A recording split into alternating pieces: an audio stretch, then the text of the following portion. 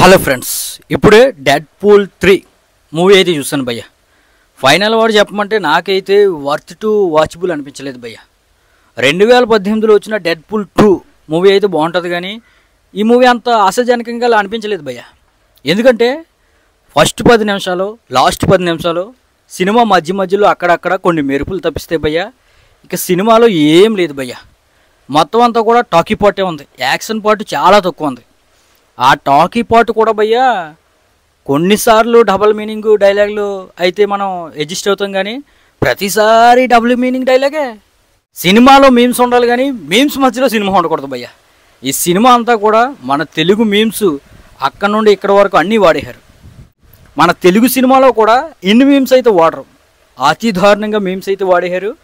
మన హైపర్ ఆదిలాగా అన్నీ double meaning డైలాగులే.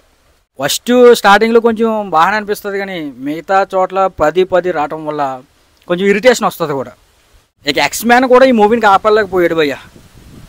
కొన్ని యాక్షన్ సీన్స్ తప్పిస్తే సినిమా అయితే ఓటీటీలో చూడటం బెటర్ అనిపించింది నాకైతే. అదనమాట మ్యాటర్. 3D ఎఫెక్ట్ కూడా అంత ఏం లేదు. మరి మీరు కానీ మీ మూవీ చూస్తే మీకు ఎలా అనిపించింది కింద కామెంట్ అయితే చేయండి భయ్య.